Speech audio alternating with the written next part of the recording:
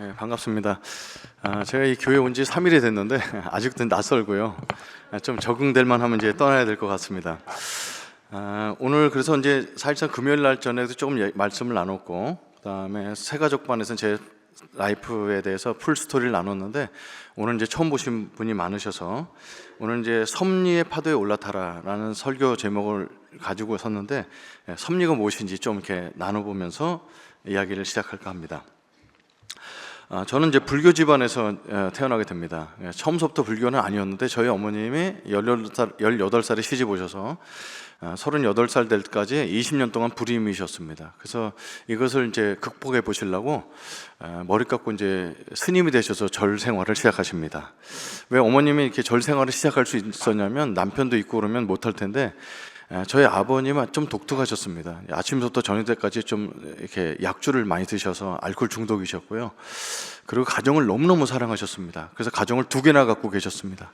그래서 저희 집에 살지 않고 이제 딴 분이랑 살고 계셨기 때문에 저희 어머님은 이제 혼자 생활하시면서 어려워져. 저희 아버님이 딴 여자랑 살고 계신 이유는 이제 저희 아버님이 4대 독자이기 때문에 아들이 필요해서 5대 독자를 낳으시려고 그렇게 하셨는데, 거기서도 아들을 얻지 못하셨습니다. 저희 어머님이 그렇게 절 생활을 마치고 돌아와서 아기를 낳기 시작하셔서 이제 저를 낳게 됐습니다. 근데 저희 집은 좀 더 독특한 것은 뭐냐면, 저보다 먼저 6년 먼저 태어난 누님이 계셨는데, 그 누님은 태어났는데 보니까 이제 소아마비셨습니다. 그리고 이제 정신박약이셨습니다. 그래서 돌아가실 때까지 밥을 스스로 먹거나 자기 의사소통을 하지 못한 채로 항상 이제 소대변을 이제 바지에 싸면 어머니가 공장 생활하시면서 치우시면서 생활하셨습니다. 이제 배우신 게 없으시기 때문에 새벽 4시에 이제 공장에 가셔서 이제 도시락 같은 거 싸놓으시고 가셨다가 밤 10시 오셔서 식사 또 함께 해서 밤 11시에 드시고, 설거지할 기운이 없으시니까 바로 쓰러져 주무셨다가 새벽 4시에 설거지하고 밥 해놓고 또 가시고, 이런 생활을 이제 계속하게 됩니다. 이렇게 그런 집에서 자라다 보니까 아버지는 집에 안 계시고 어머니랑도 대화 나눌 수가 없고, 저희 이제 우리가 보통 정치지체라 부르는 그 장애인 누나는 대화는 안 되고, 그래서 저 혼자 이제 왕따처럼 친구들도 없이 이제 지내게 됩니다. 제가 누나한테 오물을 치우게 되면 몸에서 냄새가 나서 그런지 친구들이 저랑 친구를 안 해줬습니다. 그래서 이제 내향적 성격으로 집에서 이렇게 혼자 자라다가 한 사람을 알게 됩니다. 저는 금호동, 신당동, 금호동, 문화동이라고 이제 지도에도 없는 그 산꼭대기에 살게 됐는데, 그 산 저희 집에서 아랫집이 다 내려다보고 그 아랫집은 그 아랫집이 다 내려다보면 산동네에서 살게 됩니다. 근데 저희 아랫집에 살던 형이, 그 형도 2대 독자라서 남자 동생이 없습니다. 그래서 어느 날 이제 놀다가 그 형을 만나게 됐습니다. 저보다 한 4살 정도 많은 형인데, 야, 너 집에 형 없지? 저 형 없어요. 나도 남동생 없는데 내가 널 동생 삼아주겠다. 그래서 그 형께서 저를 이제 친동생 삼아주셨습니다. 저한테는 굉장히 희소식이었습니다. 그래서 그 형이 저를 데리고 다니면서 그 남자의 세계, 원래 그 아버지한테 배워야 되잖아요. 그래서 그 형한테 그걸 배우게 됩니다.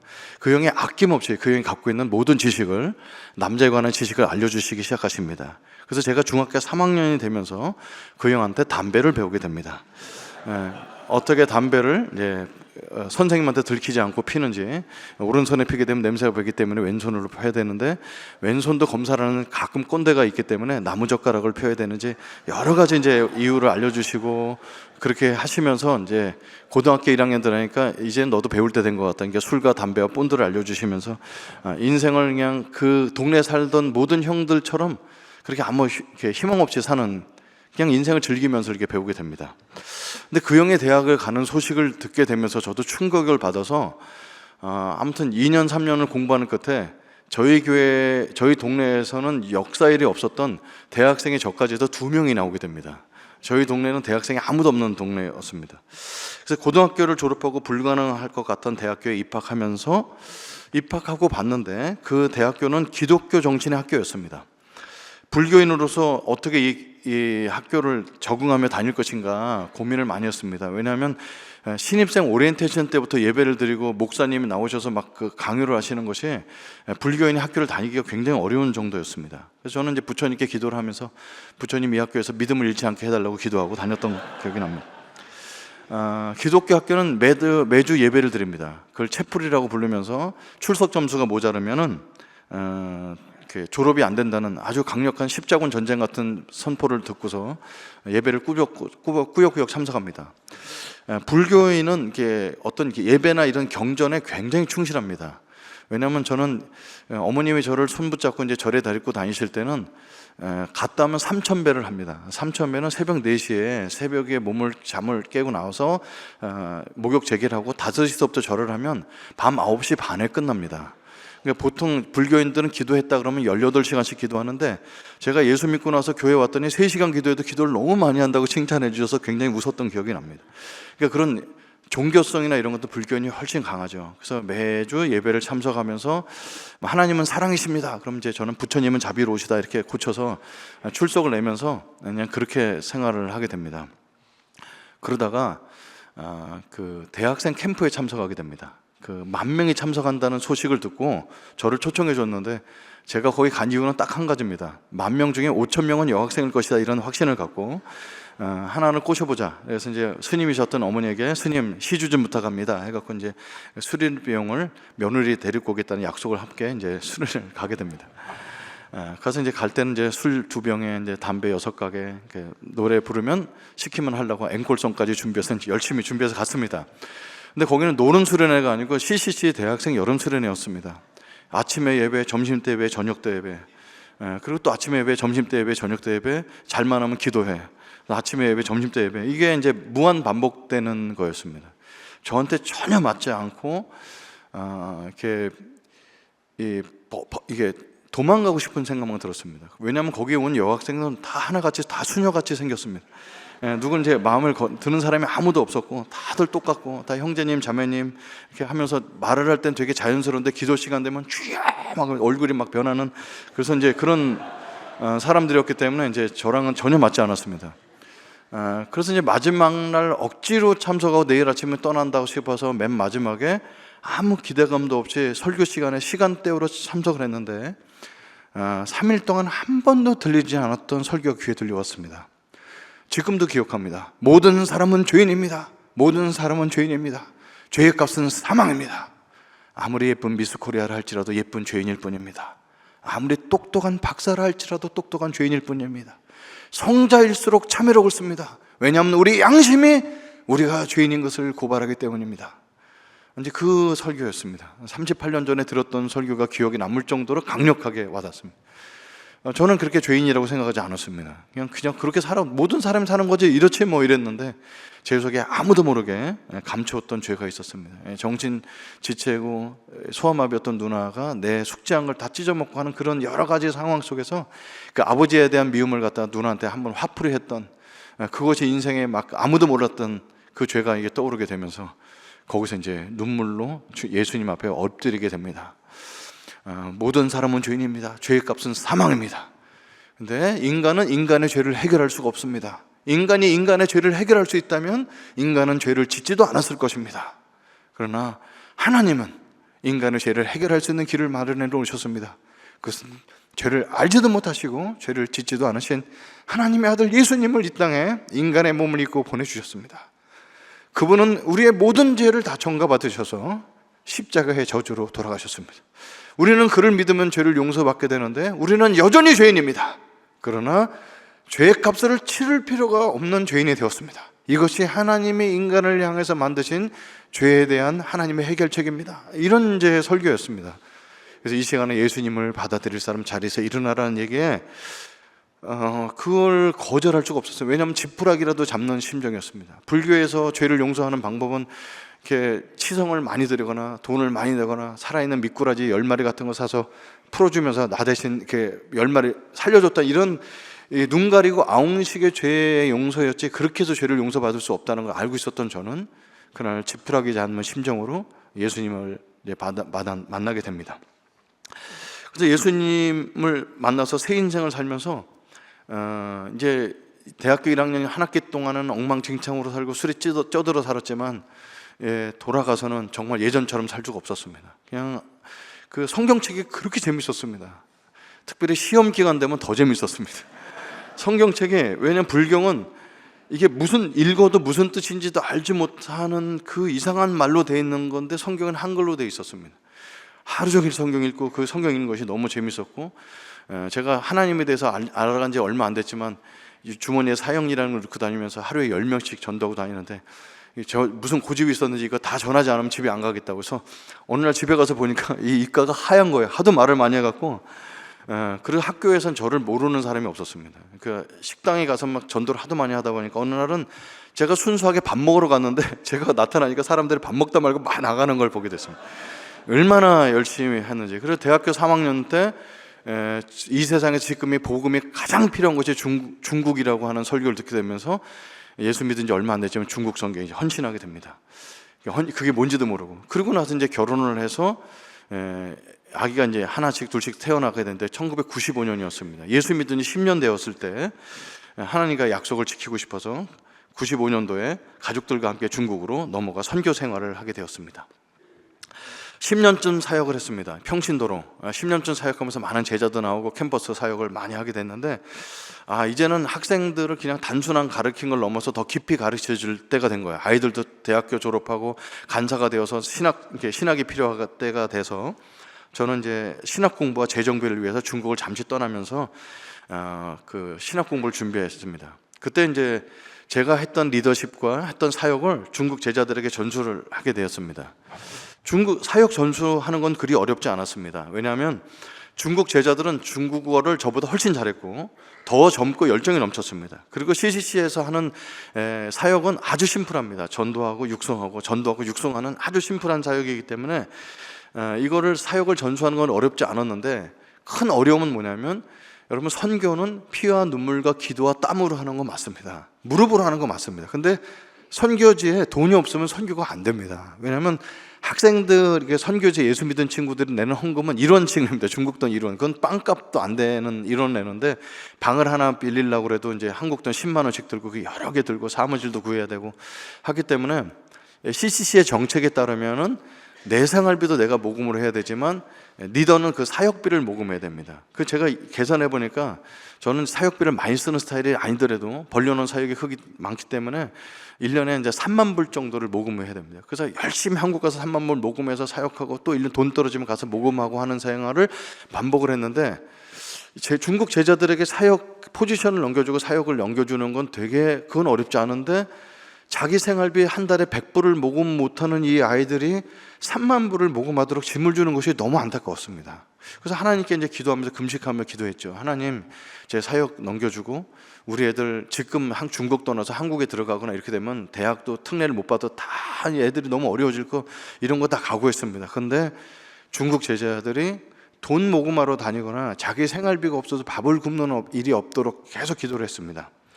근데 제가 하나님께서 감동을 이렇게 하나 주셨는데, 기도하는 가운데 전혀 생각지 않았던 감동이었습니다. 그건 뭐냐면, 중국 안에도 한인교회가 있잖아요. 한인교회 가서 모금해 보라는 감동을 이렇게 쿡 찔러듯이 주시더라고요. 왜 그 찔림을 받았냐면, 저는 중국 생활 이제 10여 년 선교하면서 한국 사람들 만나지 않았습니다. 왜냐하면 만나면 뭐 하는 분이세요? 그러면 내 소개를 하려면 거짓말을 하든지 선교사라고 얘기해야 되는데, 그게 소문이 나면 보안 문제가 있기 때문에 한 번도 한인교회 나가지 않고 이렇게 교제를 안 했고 중국 사람만 선교했던 사람이 어느 날 갑자기 한인교회 나타나서 돈이 필요합니다 이러면 이제 너무 이제 낯간지럽잖아요. 자존심도 생기고. 그래서 며칠간 기도를 하는 중에 하나님께 좀 딜을 했습니다. 하나님, 저는 이 교회 저 교회 다니면서 찔끔찔끔 헌금하는 거 그거 받는 거 너무 힘듭니다. 그래서 한 교회에서 잠깐 해결하게 해달라고. 그래서 저희 동네에서 이제 기차 타고 2시간 정도 떨어진 먼 곳이었는데, 거기 한인교회가 큰 교회가 있어서 물어물어 수소문해서 거기 약속을 잡고, 목요일날 오후 2시에 목사님이 약속을 해주셔서 비서님께서 잡아주셔서 2시에 약속을 하러 찾아갔습니다. 노트북에다 파워포인트 다 사역 자료 설명해갖고 이제 가갖고 그 집사님을 만나서 담임 목사실에 갔습니다. 중국에 있는 한인교회는 이런 건물이 아니라 공장 같은 데서 예배를 드리기 때문에 외부인이 못 찾아갑니다. 그분이 이제 여기가 담임 목사실입니다 하고 이제 기다리고 계십니다. 이제 노크를 딱딱 했는데, 들어오세요 음성 듣는데 그렇게 떨리는 거예요. 왜냐하면 저는 평신도에다가 돈을 요청하러 왔고, 담임 목사님을 만난다는 게 이제 이게 마음에 걸리는 게 너무 많죠. 목적이 뻔하잖아요. 돈 필요하다 이런 얘기 하러 가야 되니까 많이 걸려서 문고를 잡고 잠깐 기도를 했습니다. 하나님, 예전에 한 번이라도 만나서 대화했던 분이면 제가 대하는데 너무 편하고 너무 좋겠습니다. 하나님 은총을 베풀어 주십시오. 그리고 문을 열고 딱 들어갔는데 거기 담임 목사님은 제가 아는 분이셨습니다. 그분은 누구였냐면 제가 어렸을 때 술과 담배, 본드를 알려주신 그 형님이 거기 담임 목사로 와 있는 겁니다. 양복을 입고 계시는데 그 인간하고 그분하고 너무 안 맞는 그 모습을 하고 담임 목사로 앉아 계셨어요. 그래서 너무 깜짝 놀랐어요. 그 형도 놀라고 저도 놀랐습니다. 왜 서로를 알 수가 없냐면 중국에서는 가명을 쓰기 때문에 저도 이디도라는 이름을 쓰고 거기도 뭐 김바울 뭐 이런 거 쓰기 때문에 누군지 모르고 얼굴 봐야지 알거든요. 그래서 이건 사형얘기가 아니라 지난 20년 동안 어떻게 하고 살았는지를 막 눈물로 서로 막 얘기해서 이렇게 해서 그 형은 어쩌다 이렇게 예수 믿게 됐어요. 그랬더니 말도 마라, 이게 여자 하나 꼬시려고 수련회 갔다 오서 믿게 됐다는 것까지 저랑 그것까지 똑같았습니다. 그래서 이제 그 형이랑 앉아서 밤새 얘기를 나누다가 그 형 집에서 잤습니다. 근데 그 형이 야, 우리 금요일 날 철야 기도가 있는데 한 400명 모이는데 너 사역 보고자 하고 간증 좀 해봐라. 그래서 이제 30분 시간을 얻어서 이제 간증을 하고 이제 사역 이제 프레젠테이션을 하고 이런 대학생 사역을 하게 됩니다. 중국의 3,600개 대학 중에 1,100개 대학을 사역을 하고 있는데 그 중에 제가 만든 것이 108개 사역을 하면서 막 사역을 소개하고 맨 마지막에 저는 이제 한국에 돌아가기 때문에 여러분의 후원이 필요하지 않습니다. 근데 이 중국에 있는 제자들이 밥을 굶지 않도록 여러분이 많이 물친양명 도와주셨으면 좋겠습니다라고 이제 기도 요청을 하고 기도를 했는데 너무너무 기도가 뜨거웠습니다. 근데 그 중에 한 장로님이 CCC 출신이라는 거예요. 그래서 담임 목사님한테 요청을 해서 임시 당회를 그 자리에서 열어서 20분 동안 임시 당회를 열고 전 밖에서 기다렸는데 나오시더니 뭐라냐면 야, 너희 사역에 필요한 3만 불을 우리 교회에서 해마다 감당하기로 결정해 주셨습니다. 그래서 너무 이제 놀라고 이제 와서 그 사역을 잘 전수하고 이렇게 오게 되었습니다. 하나님이 제 삶에 언제부터 함께 계셨나를 묵상해 보게 되었는데 저는 20살 때 예수님 믿을 때부터 함께 계셨다고 생각했습니다.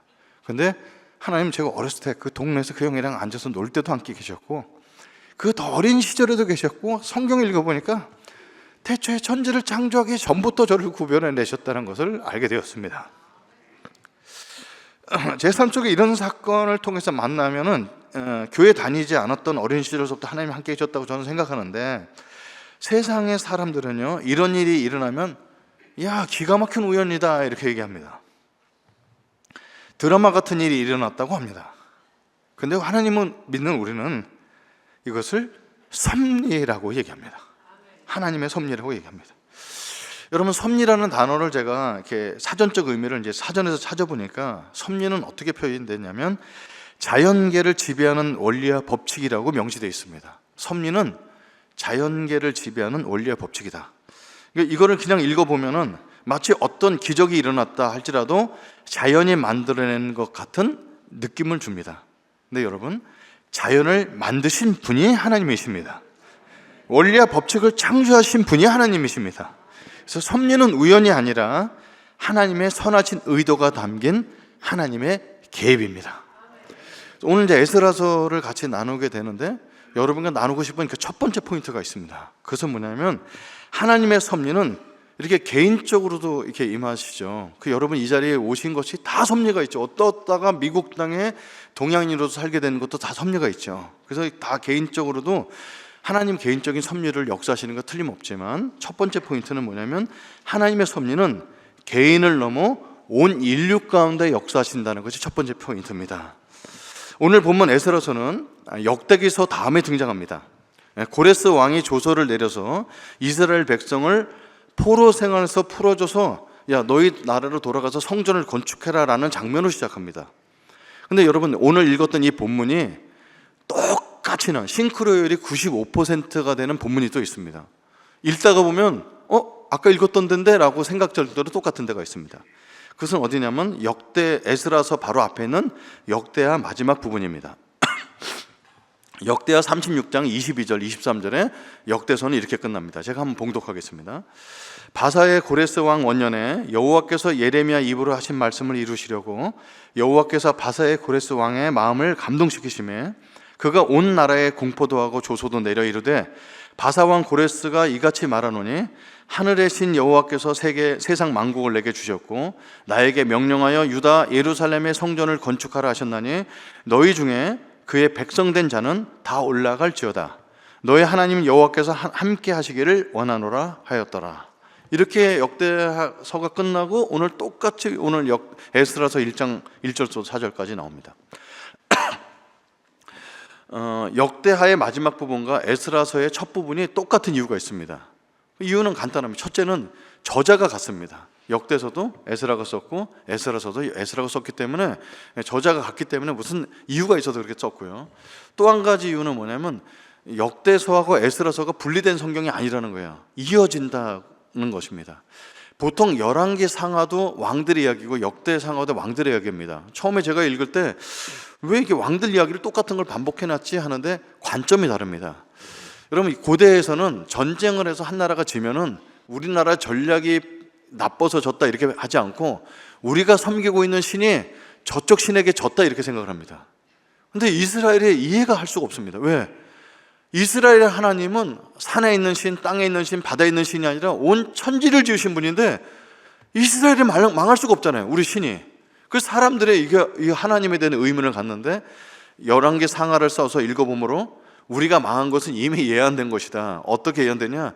하나님의 말씀을 듣지 않고 순종하면 너희들이 포로로 끌려간 것이라는 것이 예시된 걸 알려주면서 우리가 망한 이유는 하나님이 진 것이 아니라 우리가 하나님의 율법을 지키지 않고 순종하지 않았기 때문이다 해갖고 적어놓은 것이 열왕기 상하입니다.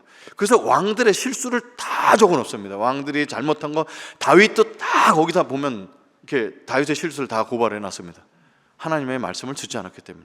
근데 역대 상하는 포로로 끌려간 사람들에게 너희들이 아무리 그랬다 할지라도 포로로 끌려갔다 할지라도 역대하 7장 14절에 너희들이 겸비해서 여호와 앞에 서면 다시 회복시켜 주신다. 그런 관점으로 왕들의 이야기를 써서 왕들이 실수했지만 회복하는 것들을 많이 적어놨습니다.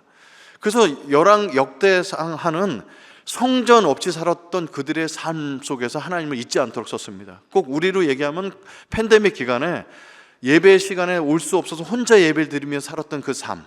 그렇지만 에스라서를 통해서 너희들 돌아가면은 하나님의 예비하신 재물을 가지고 너희들의 성전을 세울 거야. 너희들의 성전을 갖고 다시 하나님께 회복하는 걸 쓸 거야 라고 쓴 것이 에스라서입니다. 그래서 에스라서는 그렇게 똑같이 이렇게 역대서랑 똑같이 시작합니다. 근데 바벨론에 끌려갔던 이스라엘은 갑자기 페르시아 왕인 고레스가 회방시켜줍니다. 이게 왜 다른 나라 사람이 회방시켜줬냐? 조금만 생각해보다 알 수 있죠. 페르시아, 이스라엘 사람들이 살고 있던 그 땅의 주인이 바뀌었구나라고 생각이 듭니다. 바벨론은 굉장히 강력한 나라였음에도 불구하고 100년을 넘기지 못하고 페르시아에게 멸망을 당합니다. 그때 페르시아 왕의 초대 왕이 고레스였습니다. 근데 이 고레스 왕은 성경의 오늘 본문에 처음 등장하는 게 아닙니다. 역대서에도 나옵니다. 예레미야 예언을 통해서도 이사의 예언을 통해서 고레스가 등장합니다. 고레스가 태어나기 한참 전에도 고레스 이름이 나옵니다. 이사야서 44장 28절엔 고레스 이름이 아주 정확히 등장하는데요. 본문이 이렇습니다. 고레스에 대하여는 이르기를 하는 여호와께서 고레스는 내 목자다. 그가 나의 모든 기쁨을 성찰이라 하며 예루살렘에 대하여는 이르기를 중건되리라 하며 성전에 대하여는 내가 기초가 놓여지게 하는 자니라. 그러니까 고레스가 이방인의 왕이었는데 그는 여호와의 오른팔처럼 목자가 되고 이스라엘 성전을 건축하는 자가 될 것이다라고 예언을 놓았습니다. 다른 구절에도 많이 나오지만 방금 읽었던 이 구절이 아주 구체적으로 이름이 나온 겁니다. 고레스는 세상에 알려지기도 전에 하나님은 이사야를 통해서 고레스는 내가 사랑하는 목자라고 기쁨을 성취한 자라고 부르십니다. 여러분, 이제 고레스 이게 탄생 이야기 이렇게 한번 인터넷에 검색해 보시면 어떤 분은 길게 해놓고 동영상도 만들어 놨고, 근데 저는 이제 신학교 다닐 때 너무 재밌게 들었던 고레스 탄생 이야기가 있습니다. 앞에 부분은 제가 좀 이렇게 생략을 하고 뒷부분에 말씀 좀 드려보겠습니다. 고레스는 이제 페르시아 족속의 출신인 안산 왕의 캄비세스 1세와 메디아 왕국의 아스티아게스 왕 사이에서 태어난 딸 만다네의 아들입니다. 근데 이제 만데나가 태어나기 전에 그의 아버지인 아스티아게스가 꿈을 꾸는 거예요. 아직 만데나의 딸이 태어나기도 전인데 꿈을 꿨는데 자기 집 딸이 소변을 놓는데 그 소변이 온 세상을 넘치는 꿈을 꾸게 됩니다. 우리도 옛날 그런 꾼 옛날 우리나라 설화 같은 것도 있죠. 근데 이거를 보고서 이제 자기 똑똑한 박사와 술객들한테 물어봅니다. 이게 무슨 꿈이냐 했더니 당신이 딸을 낳게 될 것인데 그 딸의 난 후손이 온 세상을 다스리게 될 것이다. 이게 기쁜 얘기가 아니죠. 왜냐하면 자기의 왕위를 뺏긴다는 얘기입니다. 그래서 이게 안 되겠다 싶어서 고민하고 있었는데 딸이 태어납니다. 그래서 이 딸을 저 시골 동네에 있는 조그만 왕한테 시집 보낸 거예요. 그 캄비세스 1세입니다. 그래서 이제 거기서 이제 멀리 시골 보냈으니까 애가 뭐 큰 위대한 아이는 못 날 거야 그렇게 했는데, 오늘 애가 이제 임신을 했다는 소식을 머리에서 들었겠죠. 근데 다시 또 꿈을 꾸는데 만다네의 아들이 세상을 지배하는 꿈을 꿉니다. 그 만다네 하체에서 나무 뿌리가 내려와서 온 세상을 돕는 꿈을 꾸니까 이게 확신한 겁니다. 그래서 출산을 앞두고 있는 만다네를 집에 불러들입니다. 그리고 나선 출산했을 때 신하들한테 시키는 거죠. 아들이면 죽이고 딸이면 살려둬라. 근데 아들이 나왔을까요? 딸이 나왔을까요? 아들을 낳습니다. 그래서 이 아들이 낳자마자 이제 죽이라는 명령을 받고 나가는데, 신하가 직접 죽일 수가 없어서 자기 집의 목동에게 야, 이 아이를 갖다 죽이고 오고 대신에 증거물로 양쪽 귀 2개를 잘라오라 이렇게 시킵니다. 그래서 이제 하인은 애를 죽이러 가는데, 이게 너무나 우연의 일치처럼 이 하인의 아내도 그날 출산을 합니다. 근데 아이가 나오는데 죽었습니다. 그래서 이 이제 하인이 머리를 쓴 거죠. 그래서 자기 아들의 귀를 잘라서 갖다 죽인 것처럼 이렇게 보고를 하고 이 아들을 키웁니다. 이 키운 아들이 고레스입니다. 왕의 이름으로 고레스라고 짓지 않고 큐노의 아들이란 뜻이니까 사슴집 아들이니까 왕족 이름이 아닙니다. 고레스란 이름이. 근데 얘가 잘하는데 얼마나 리더십이 탁월하고 총명한지 동네에서 골목대장을 하는 거예요. 4살, 5살 때 골목대장을 하는데 자기보다 나이가 많은 형들도 다스리는 거예요. 얘가 7살쯤 됐을 때 놀이를 합니다. 그래서 그 위에 굉장히 놀라운 신하들의 관료들의 아이들을 갖다 다스리면서 그 하인집 애가 왕노릇을 하는 거예요. 그래서 이 소문이 나서 왕이 불러다 봅니다. 어떤 놈이 감히 왕노릇을 해? 그래서 돌려왔는데 7살짜리 애가 딱 들어오는데 한눈에 알아봅니다. 만다네랑 똑같이 생겼습니다. 그래서 알게 된 거죠. 얘가 그 집 아들이었구나. 그때 죽인다고 했었는데 못 죽였구나. 그래서 이 아이를, 이건 하인집 아이가 아니라 만단의 아들이기 때문에 보내줍니다. 근데 그 아이는 엄마의 힘을 잡고 타고난 지도력을 갖고 메데 제국의 왕이 됩니다. 결국은. 그러고 나서 기원전 539년에 고레스는 그 메데 제국의 왕이 돼서 바벨론 제국을 쳐들어오게 됩니다. 바벨론을 포위합니다. 성은 내성과 외성으로 이중으로 되어 있는 그 바벨론 성은 난공불락의 성이었습니다. 저게 누가 치더라도 그건 함락할 수 없는 성이었는데, 기록에 의하면 마음껏 매일 잔치를 해도 2년 정도 먹을 것이 그 성 안에 있었고, 아껴 먹으면 20년을 버틸 수 있는 군량미가 있었답니다. 그래서 다른 나라들이 쳐들어와서도 버티면 군량비가 없기 때문에 다 물러갑니다. 고레스가 쳐들어왔을 때도 당연히 그럴 것이라고 안에서 맨날 술잔치를 벌이고 있었는데, 고레스는 달랐죠. 왜냐, 그 안에 들어가는 강물을 바꿉니다. 강물을. 그게 이사야서에 이렇게 나와 있습니다. 나는 깊은 물에게 말라버리라, 너의 물줄기들을 내가 메마르게 하리라는 이사야 선지자의 그 예언이 있거든요. 고레스는 이 예언을 알았던 것은 아니지만 땅에 물을 바꿔갖고 그 안에 수면이 낮아지니까 하수도가 보입니다. 그래서 하수도로 들어가서 점령하는 게, 그게 다니엘서에 나와 있던 얘기입니다. 보초병들까지 술잔치를 벌이고 있을 때였는데, 다니엘서에 그 정복한 이후에 어떻게 정복됐는지, 고레스는 이집트를 제외한 모든 오리엔트 지역에 다 왕이 되게 됩니다. 자, 그러면 고레스는 자신을 돌아볼 때 자신이 타고난 좋은 유전자와 지도력으로 왕이 된 것 같습니다. 그러나 그는 죽을 수밖에 없는 환경 속에도 마침 하인의 아이가 태어나기 때문에 죽지 않을 수가 있었습니다. 그의 어머니 후광으로 힘을 얻을 수 있었고, 바벨론까지 점령하게 되었던 것은 자기 힘으로 된 것이 아니라 하나님을 믿는 우리는 이것이 하나님의 섭리로 됐구나라는 것을 고백할 수밖에 없습니다. 그가 왕이 되었을 때 바벨론의 패망의 원인을 과도한 중앙집권으로 판단했습니다. 수많은 젊은이들과 똑똑한 사람들 중앙집권을 불러왔기 때문에 바벨론이 패망하게 된 거야. 그래서 고레스는 그렇게 판단하고 그들을 자기 나라로 돌려줘서 그 다른 지방에 부흥돼야 세금을 많이 걷어서 이 나라가 오래 갈 것이라는 판단 내립니다. 그래서 이 사람은 순전히 정치적인 이유로 사람들을 자기 나라에 돌려보내주는데, 이것은 자기가 똑똑한 것 같지만 하나님께서 이스라엘이 바벨론에 끌려갔을 때 70년 뒤에 다시 그 나라로 돌아올 것이라는 이미 예언이 있었습니다. 그래서 모든 것들이 자기 보면 자기가 잘나서 하는 것 같지만 모든 사람들은 다 하나님의 손아귀에 있다는 것을 발견하게 됩니다. 하나님의 섭리는 개인의 신앙을 넘어 온 인류에 역사하시고 통치하심으로 나타납니다. 지금 이 시대도 국제 정세를 아무도 예언할 수가 없습니다. 조금 있으면 대통령 선거가 미국에 있을 텐데 참 대통령 되시는 분들이 뽑히는 거 보면 기적적으로 엎치락뒤치락 돼서 사람이 됩니다. 정치 색깔은 누구나 다르기 때문에 이 사람이 대통령 되면 이 사람이 싫어하고 이 사람이 다 싫어하고 여러 가지 섞여 있지만 끝까지 하나님이 미국이란 나라를, 대한민국이란 나라를 지켜나가는 걸 볼 수가 있습니다. 국제정세도 빨리 변하고 전쟁도 불안하고 인공지능의 발달과 테크놀로지가 생활을 다 침투해서 우리는 염려합니다. 우리 다음 세대들, 우리 자녀들은 태어날 때부터 스마트폰 잘하고 이게 구글 같은 거 이게 다 쓰고 지낼 텐데 얘네들이 정신건강이 온전할까, 세상이 어떨까 염려합니다.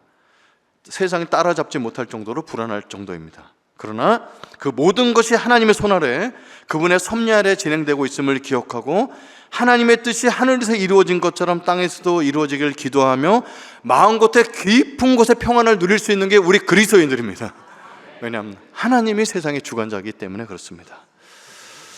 하나님의 섭리는 개인을 넘어서 온 인류 역사에 나타나 있습니다. 이게 제가 나누고 싶은 오늘 두 번째 포인트는 하나님의 섭리는 믿지 않는 자도 사용하시며 역사하신다는 것입니다. 여러분 사회생활을 하다 보면요, 예수님을 믿지 않는데 예수님을 믿는 사람은 부끄럽게 할 정도로 삶이 좋은 사람이 있습니다. 대표적인 예가 한국 사람이라면 아무도 모르는 사람이 없는 손흥민 선수가 있습니다. 축구계의 신동이고 우리나라 모든 기록을 갈아엎치고 다른 나라 가서 주장을 하는, 정말 우리가 축구는 제가 별로 많이 안 보는 손흥민이 나오는 걸 봅니다. 그런데 손흥민 선수가 그날 오늘날을 있기까지는 누가 있었냐면 손웅정이라는 손흥민 아버지가 있었습니다. 어렸을 때부터 아들 둘을 축구를 가르쳤고 원래 축구했던 축구 선수였고 감독이었기 때문에 어렸을 때 기본기를 충실하게 가르치면서 쭉 했는데 그냥 축구 기술을 가르친 게 아니라 삶의 철학을 가르쳤고 끝까지 겸손하도록 가르쳤고 너는 월드 클래스가 아니야, 너는 월드 클래스가 아니야, 늘 겸손하도록 가르쳤고 새벽 4시에 일어나서 모든 집안의 환기를 시키며 청소하는 습관을 아이들이 어렸을 때 지금까지 갖고 있습니다. 근데 이분의 전기를 읽어보면 너무 놀랄 정도로 한마디로 이 전기를 요약하면 자기 부인입니다. 철저하게 자기 부인입니다. 자기의 영광스러운 될 만한 것들은 다 철저하게 쓰레기통에 버립니다. 손흥민 선수의 갖고 있는 영광이 드러나는 모든 트로피 이런 거 다 쓰레기통에 버리고 옛날 기록은 남겨주지 않습니다. 오늘 새롭게 출발할 수 있도록. 그리고 손흥민 선수가 그렇게 돈을 많이 벌었는데 이분은 아직도 집이 없습니다. 아들이 버는 돈을 내가 쓰는 것은 옳지 않다고 생각해서 지금도 자기 부인을 철저하게 살고 있습니다. 저는 이분은 직접 만나보기도 하고 그분이 쓴 책에 제 이름을 사인을 해서 받았기 때문에 가까이서 봤습니다. 사람들의 삶을 보고 이 사람은 틀림없이 크리스찬이라고 생각합니다. 근데 단 한 번도 교회 나간 적이 없습니다. 유명하신 목사님이 그 전기를 읽어보시고 크리스찬인 줄 알고 설교 시간에 크리스찬이라고 인용하는 거 보고 제가 깜짝 놀랐습니다. 그 정도로 크리스찬입니다. 어떻게 그 마음에 하나님이 없는데 철저하게 자기의 부인의 삶을 살 수 있을까요? 예수 믿는 우리도 자기 부인이 잘 안 되는데 답은 창세기에 있습니다. 창세기 1장 27절 28절입니다. 하나님이 자기 형상 곧 하나님의 형상대로 사람을 창조하시되 남자와 여자를 창조하시고 하나님이 그들에게 복을 주시며 하나님이 그들에게 이르시되 생육하고 번성하여 땅에 충만하라, 땅을 정복하라, 땅의 물고기와 하늘의 새와 땅에 움직이는 모든 생물들을 다스리라 하시니라. 하나님은 그리스도인에게만 하나님의 형상을 주신 것이 아니라 이 세상에 사는 모든 사람에게 하나님의 형상을 주셨습니다. 그래서 하나님은 믿는 사람에게만 국한된 하나님이 아니요 온 인류의 하나님이십니다. 하나님은 사람이 살아갈 때 필요한 공기와 물과 햇볕과 온도와 먹거리를 베풀어 주셨고 이는 누구나 먹고 마시며 누리며 살도록 은총을 베풀어 주셨습니다.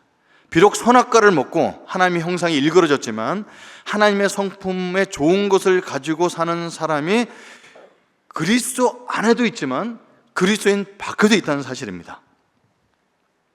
그래서 예수님 믿지 않는 사람도 하나님을 알지 못하는 사람도 하나님께 쓰임받는 것을 우리가 많이 보게 됩니다. 그럼에도 불구하고 우리 그리스도인과 비그리스도인은 차이가 있습니다.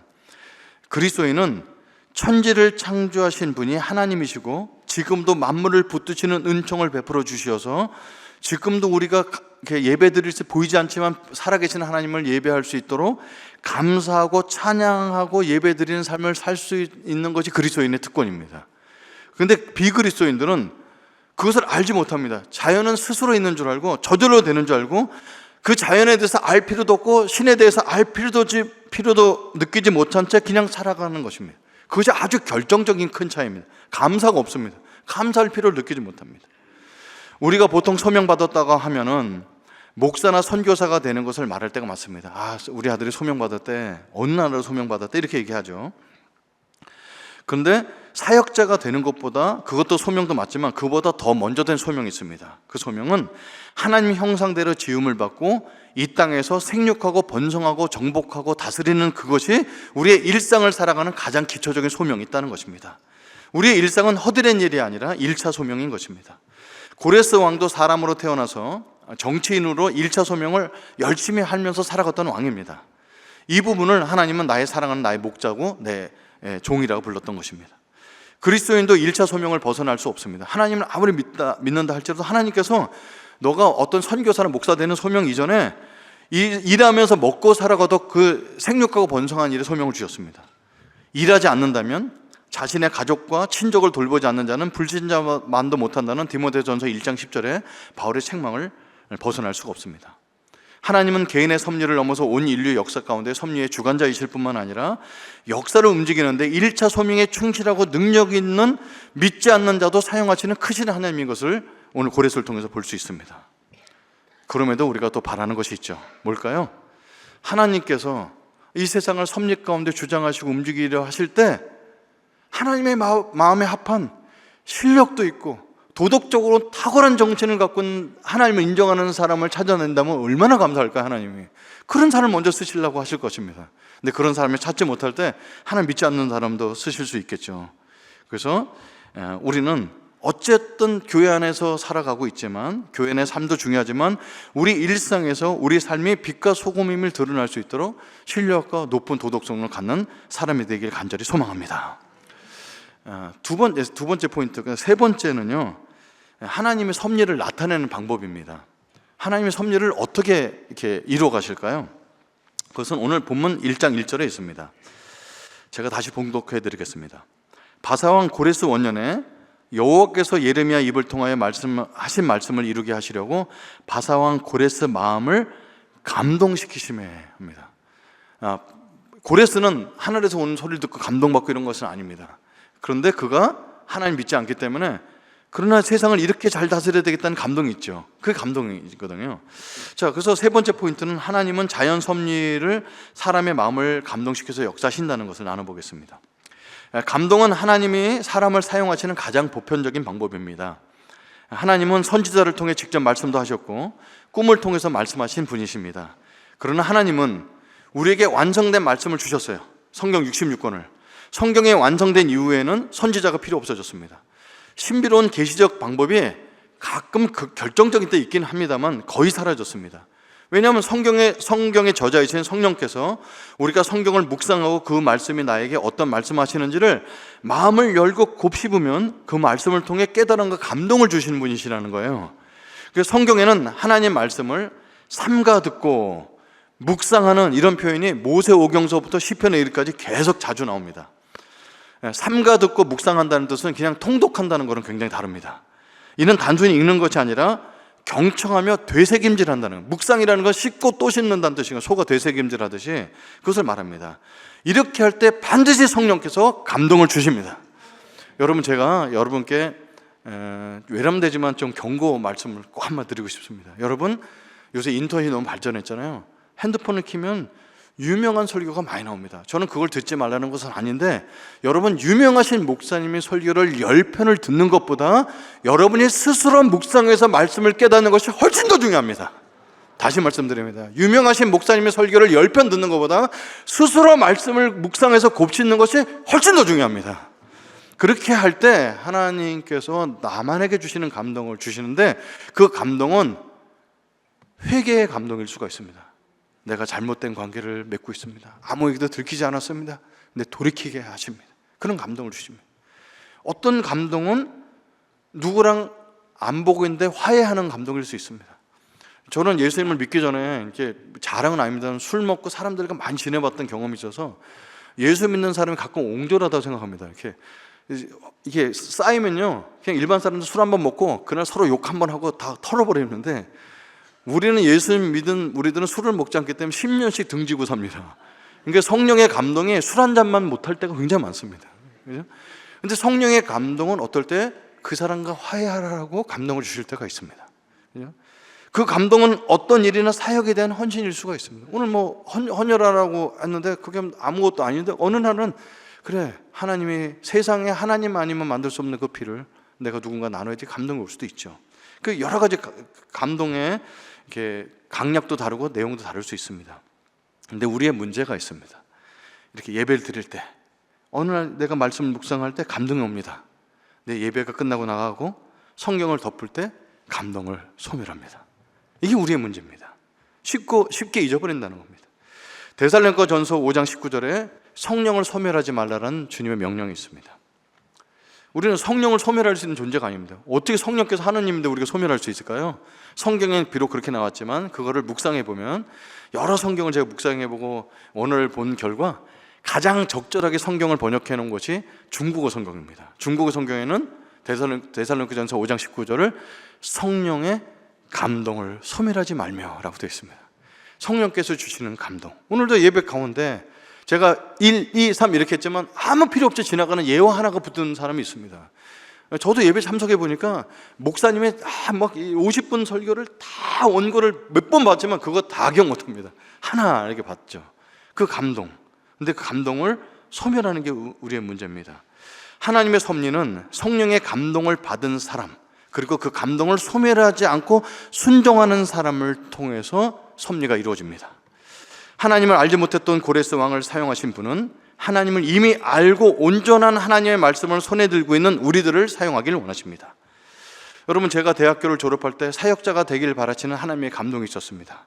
근데 그 감동에 순종하기가 어려웠습니다. 홀로 이제 아버님 돌아가시고 홀로 되신 당뇨병 환자이신 어머님을 두고 남한테 5,000원, 10,000원씩 후원받아서 그 생활을 하면서 어머니의 병간호를 할 수 있는 형편이 안 된다는 걸 너무 알았습니다. 선교단체의 간사의 삶은 쉽게 순종할 수 있는 삶이 아니었는데 성령의 감동에 받아서 솔직히 억지로 순종했습니다. 그런데 지금 생각해 보면 그 감동에 순종하지 않았다면 우리의 대대로 내려왔던 그 알코올 중독이라는 그 우리 집안의 내력을, 그 굴레를 끊고 지금과 같은 삶을 살 수 있었을까 돌아보면 소름이 끼칩니다. 그때 감동은 쉬운 감동은 아니었지만 내게 축복이었다는 걸 깨닫게 됩니다. 중국을 떠날 때 한인교회에 가서 후원을 요청해야 됐다는 성령의 감동은 한인교회를 한 번도 나가본 적이 없다는 자존심이 그 성령의 감동을 막 끌어내리려고 했습니다. 그때 순종하지 않았다면 하나님의 사역의 주인이심을 다시 한번 체험하는 놀라운 은혜를 받지 못했을 것입니다. 여러분께 질문 드리겠습니다. 여러분은 최근 언제 하나님의 감동을 받으신 적 있으신가요? 최근 언제 여러분은 말씀을 삼가 듣고 경청하며 묵상해 보셨는지요? 오늘 설교 제목이 하나님의 섭리에 올라타라입니다. 내 힘으로 사는 것보다 하나님의 섭리에 올라타서 사는 삶은 훨씬 더 익사이팅하고 하나님이 살아계시고 함께 하심을 경험하는 축복된 삶입니다. 하나님의 섭리의 파도에 올라타는 사람은 하나님 말씀을 묵상하고 성령에 주시는 감동에 순종하는 사람입니다. 그래서 남은 인생에 하나님이 베푸시는 섭리의 파도에 올라타 하나님께 쓰임 받는 저와 여러분, 그리고 임마누엘 장로교회가 되기를 간절히 축원합니다. 기도하겠습니다. 하나님 아버지, 감사합니다. 우리에게 예배 때마다 감동 주셔서 감사합니다. 근데 그것을 감동을 소멸하지 않는 저희들 되게 해주시고 순종하여 하나님의 섭리에 올라타서 마음껏 주님과 동행하는 삶을 살아가는 저와 우리 성도님 될 수 있도록 축복하여 주시옵소서. 예수님의 이름으로 기도드렸습니다. 아멘.